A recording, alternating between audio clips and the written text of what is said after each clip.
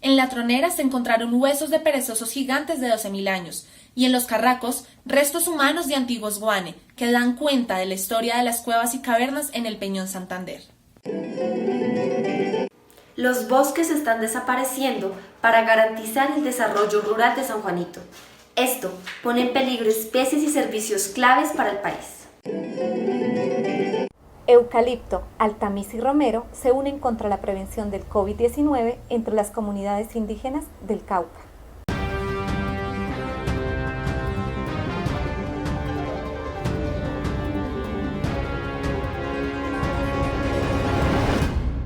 Bienvenidos a Directo Bogotá Científica, magazine que busca compartir las investigaciones de la maestría en periodismo científico de la Universidad Javeriana. En esta ocasión hablaremos de deterioro ambiental, las violencias a las que están sometidas las mujeres durante el embarazo y el parto y conocimientos ancestrales de comunidades indígenas del Cauca. Parece que la situación ambiental del lago más grande del país vuelve a ser noticia. Ignacio, ¿qué sabes del tema? Pues Mayra, además de la denuncia interpuesta por la Procuraduría por contenido de plomo en las aguas de este lago, tiene otros problemas como la cebolla larga, la trucha y el vertimiento de aguas negras. No es que el lago de Tota se esté muriendo, es que tiene demasiada vida, producto de la cantidad de desechos orgánicos que fluyen hacia él por aguas negras, cultivos de cebolla y criaderos de trucha. El ecosistema ha perdido su balance y está peligrosamente cerca de una catástrofe. Un afloramiento es un desarrollo excesivo en la abundancia de estos grupos de algas. Entonces, cuando ellas crecen, sus abundancias son exageradas porque tienen todas las condiciones dadas para que ellas crezcan de esa manera y son muy oportunistas. Entonces, ellas acaparan prácticamente todo el espacio dentro de la masa de agua. Cazan a otras algas, generan problemas. Sería una cosa catastrófica desde todo punto de vista, no solamente ambiental, sino social, económico, etcétera. Sobre los 3.000 metros de altura, rodeado por los municipios de Cuitivá, Tota y Aquitania, yace el lago más alto del país. Sogamoso, una ciudad cercana con 200.000 habitantes, depende de sus aguas para abastecerse. Adicionalmente, muchos casanareños cordillera abajo dependen del río Upía, que nace de Tota. Agricultores, piscicultores, investigadores, legisladores, políticos y civiles no llegan a un consenso sobre quién es el responsable de recuperar este espejo de agua de más de 55 kilómetros cuadrados. La lista de actores es interminable cuando se está hablando de un recurso natural de esta magnitud. Desde tiempos de los muiscas, los humanos han utilizado sus aguas.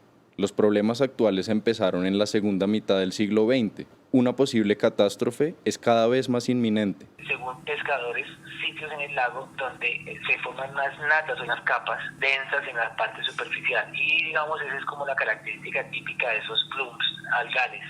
Nuestro próximo tema ha sido protagonista en los pasados meses. ¿Cómo podría ser otro que el nuevo coronavirus? Andrés Montenegro, periodista, nos explica cómo los medios pueden estar difundiendo estereotipos. El uso de metáforas inadecuadas, la presentación de curas milagrosas y de expertos desconocidos estaría reforzando estereotipos sobre la ciencia, la tecnología y el medio ambiente.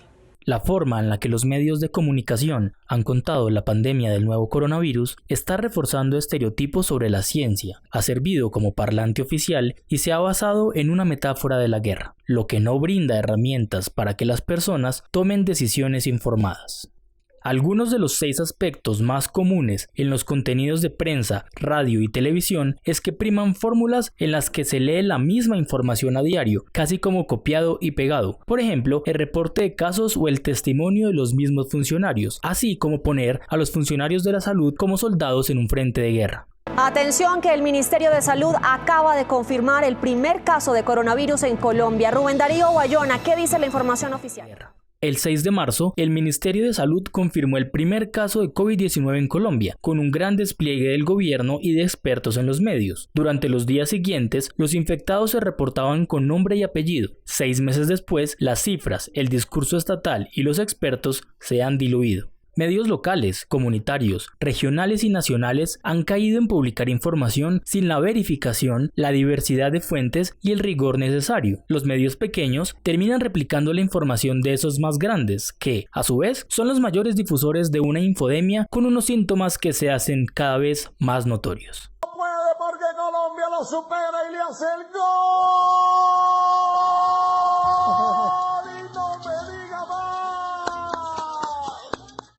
Ahora nos trasladamos a la región del Cauca. La periodista Giselle Parada está investigando sobre el uso de plantas medicinales en los territorios indígenas. El trabajo lo estamos realizando con la comunidad totora, quienes están utilizando plantas como el eucalipto, la altamisa y el romero en forma de sahumerios como modo preventivo para el COVID-19. El aroma romero, eucalipto, pino, arrayán y altamisa se apoderó de cada lugar, de cada hogar dentro del territorio indígena del Cauca como modo preventivo ante el COVID-19. Sobre la cordillera central, zona oriental del departamento del Cauca, se encuentra el pueblo indígena Totoro, con un área de 3.400 hectáreas y una población conformada por 6.000 habitantes. Hay planta que lo molemos y lo cocinamos y tomamos y con el mismo fonigamos y con el mismo nos ahumamos. Hay 7 plantas medicinales: pino, el romero, el arrayán, el eucalipto, tenemos el altamisa. Esas son las 7 plantas que casi más utilizamos nosotros. Actualmente ellos la usan en sus comunidades, en sus casas, en forma de sahumerios, haciendo una prevención contra el COVID sin ellos saber que están usando correctamente la aromaterapia. Desde el 24 de marzo se inició el aislamiento obligatorio. Totores, nazas, guambianos, yanaconas, coconucos, siapidaras, paeses, entre otras comunidades indígenas, emitieron comunicados locales y de interés público, donde anunciaban que se resguardarían en sus territorios y no permitirían el ingreso al mismo. Esta fragancia impregnó a comunicadores y periodistas indígenas, quienes vienen elaborando materiales audiovisuales, textuales y radiales con el fin de dejar un registro que permitirá en el futuro inhalar este fragmento de historia. El trato deshumanizador, la pérdida de la autonomía y el irrespeto a sus creencias son algunas de las formas de violencia más comunes a las que se enfrentan las mujeres embarazadas y en proceso de parto. La periodista Juliana nos informa. Así es, Ignacio. Se trata de la violencia obstétrica, que es violencia de género. Por eso es tan importante visibilizarla, pues se ha normalizado al punto que no existen registros sobre este tema. La única cifra que se podría asociar con este tipo de violencia es la de las cesáreas innecesarias, que en Colombia está alrededor del 52% y la recomendación de la OMS es que no debe sobrepasar el 15%. La humanización del parto como respuesta a la violencia obstétrica es un tema que cada vez toma más fuerza, dado que los tipos de violencia contra la mujer están en la agenda del país. Está perdiendo ahí en el hospital, por eso no le gustamos. Por ejemplo, porque nosotros, costumbre, la placenta siempre se entierra. No se entierra, sino que se bota de una vez. Enterrarlo porque eso significa que quedan madres de la tierra. Mujeres indígenas, migrantes, negras y urbanas, personal de salud, ginecólogos, pediatras, enfermeras y psicólogos. Todo este grupo comparte las experiencias positivas y negativas frente a la violencia obstétrica. En esa falta de respeto y abuso hay varias, en eso está la violencia obstétrica, también hay varias categorías, porque en eso lo que encuentra uno es abuso físico, abuso sexual, abuso verbal, estigmatización y discriminación, y adicionalmente incumplimiento de muchos de los estándares profesionales de atención. Bueno, tranquilita, vamos, sin chillar tanto, que cuando te lo hacían no te quejabas, ¿no? ¿Esto te parece un montón? Bueno, esto es un caso real. Existe la necesidad de dejar de narrar este tipo de violencia desde un solo perfil, mujeres blancas, urbanas y de nivel socioeconómico medio alto. Yo como partera pido favor que eso no puede suspender en el albergue ni en la unidad víctima. Tiene que facilitar a nosotros atender a sí mismo como atendían en la zona, porque el derecho de nosotros y la cultura de indígena no puede quitar. Este aparato se hizo fundamental para nuestras vidas, una herramienta de comunicación, trabajo, estudio y entretenimiento, pero su disposición final no siempre es la más adecuada. Cambio de celular porque no le sirve la batería. Porque me lo robaron. Porque se rompió la pantalla. Porque lo perdí. Porque el sistema operativo deja de ser vigente y no puedo usar las aplicaciones básicas. Momento. ¿Cómo fue el cambio generacional de los celulares para que ahora se consideren casi desechables?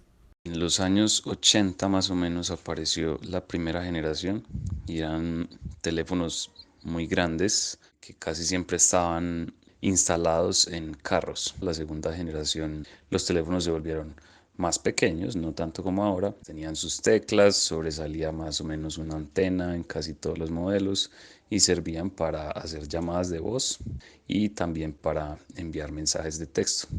El cambio generacional de los celulares se ha dado aproximadamente cada 10 años y el gran salto se dio a principios de los 2000 con la llegada del Internet móvil de banda ancha.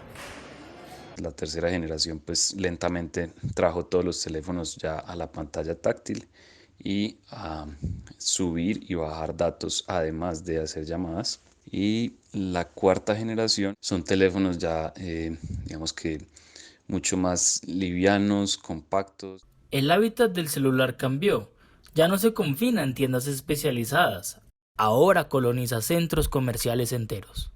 Sin embargo, lo cierto es que los elementos básicos que lo componen no han cambiado drásticamente tras 5 generaciones y casi 40 años después desde que el primero de su especie, el Motorola DynaTAC 8000X, apareció.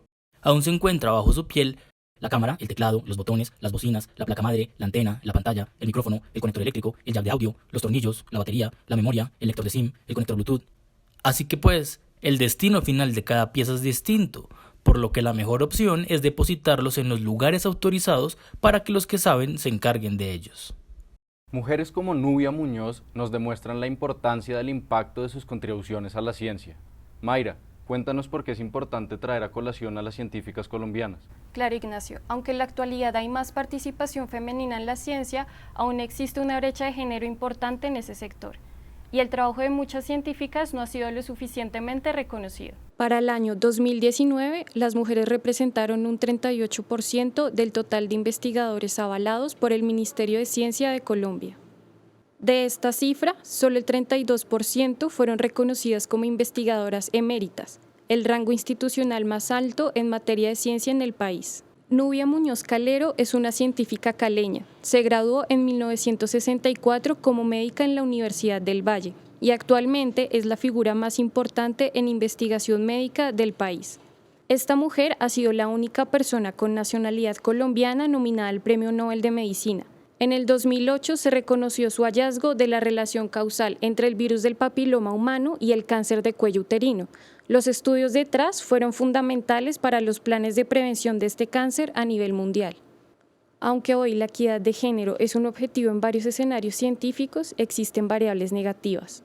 El arraigo a supuestos sociales, la burocracia y los requisitos de la jerarquía científica son piedras en el camino de mujeres que quieren investigar y ascender en la ciencia. Las cifras del Ministerio de Ciencia nos acercan a una realidad de brecha de género. Primero siento que esas cifras cada vez que las mencionan me generan como mucho impacto en el sentido de que es como, jue madre, es que la brecha es súper grande, ¿cierto? A base creo que hay que tomar acciones también con el fomento de vocación científica, con romper estigmas, garantizar también el acceso a la educación superior en universidades, en especial el asunto también que entonces cómo vamos a garantizar que esas chicas que ingresan a la educación superior puedan soñarse un proyecto de vida, sí, pues como en las ciencias. Hablar de desarrollo sostenible es fundamental, sin embargo las malas prácticas siguen siendo constantes a lo largo del país. La periodista Valentina Bocanegra nos cuenta cómo algunos campesinos usan árboles para generar ingresos. Los campesinos de San Juanito tumban el bosque nativo para sembrar frijol, su principal producto de comercialización. Esto perjudica animales únicos y puede llevar a la disminución del agua en la región. La agricultura es la principal amenaza para el hábitat de aves únicas en el país. Este es el caso de San Juanito, donde se encuentran el loro oreje amarillo y el colibrí de vientre morado, aves endémicas que están amenazadas a pesar de estar en el Parque Nacional Natural Chingaza, un área protegida. Más de la mitad de su territorio hace parte de este recurso nacional. Los campesinos utilizan madera nativa del bosque con el fin de obtener palos que guían el crecimiento del frijol, el principal producto de comercialización de la región.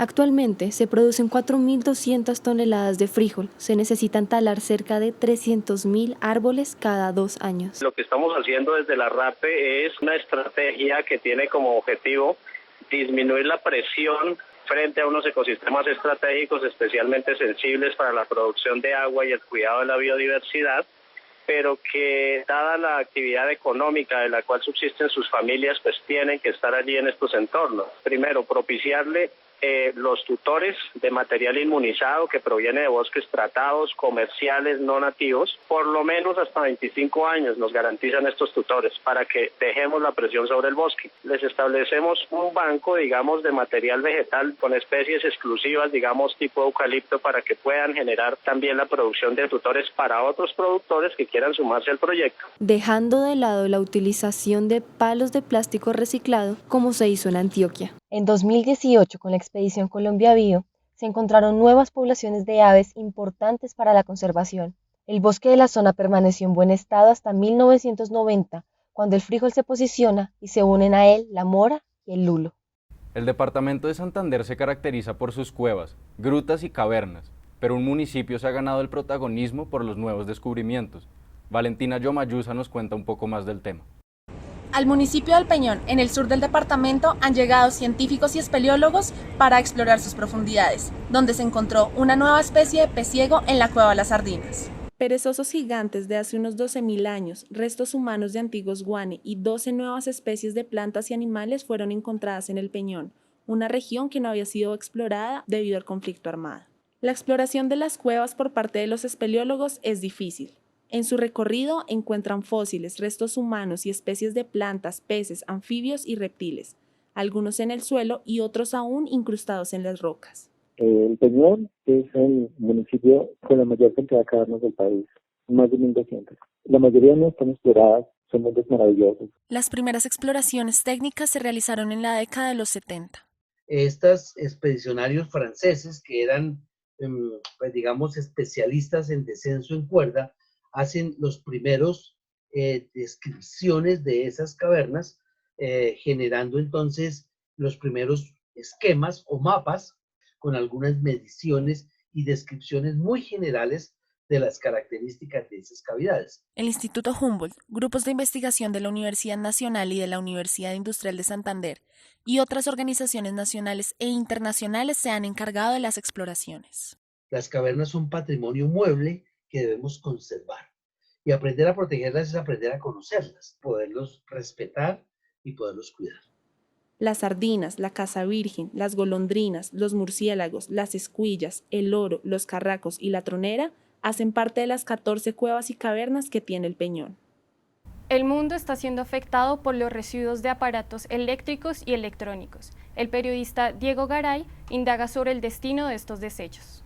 Sí, Mayra, las partes y sustancias tóxicas que se desprenden de celulares, televisores y computadores viajan desde Colombia a diversos destinos sin tener certeza sobre su disposición final. 250.000 toneladas de desechos electrónicos al año dejan los colombianos, estima el Ministerio de Ambiente y Desarrollo Sostenible. Oro, plomo y mercurio son sustancias que contaminan el medio ambiente y afectan la salud de la ciudadanía. Ecocómputo y Ecosol hacen parte de las 49 empresas con gestión de residuos eléctricos y electrónicos. En el país no tenemos esa capacidad porque esas son grandes instalaciones, o sea, tienen que ser grandes instalaciones con muchos controles, pues para hacer la fundición y que tiene que tener una masa muy considerable de residuos para que sea rentable. Entonces en el país no se hace eso, pero sí se hace la exportación a esas instalaciones.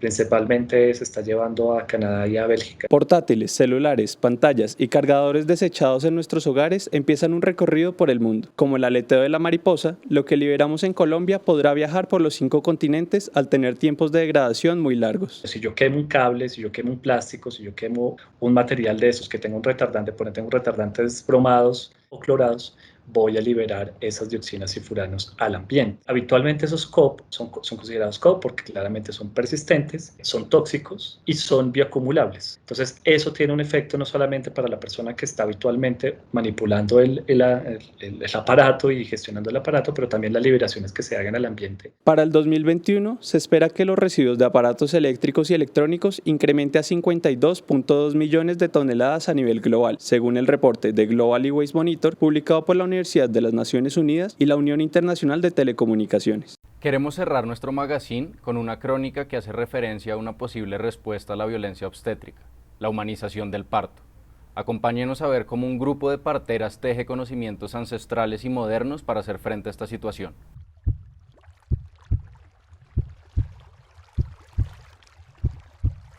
Parir, Guachay, parir, Parir, Yemeyulú. Parir, Guayachaña. Del útero de Iguaque emergió Bachué, una mujer grande, poderosa, acompañada de un guacamayo que se convirtió en niño. De los dos nació la humanidad. La nueva humanidad está llegando y necesita de un cuidado real. ¿Cómo estamos acompañando la semilla vegetal y humana a ser sembrada, a gestarse, a nacer, a crecer? Somos todos los territorios, cuerpos y pensamientos. Yo decidí tener mis hijos con parteras, pues primero por todas las historias que conocía de madres que habían tenido sus hijos en hospitales. Pues esas historias así como esos maltratos, esas cesáreas también. Yo estoy pensando tener mi parto en casa, precisamente por el miedo que tengo. Y lamentablemente no hay una formación en tema de parto humanizado. Como que creen que es como humanizado, es que no se muere la mamá y el bebé y ya.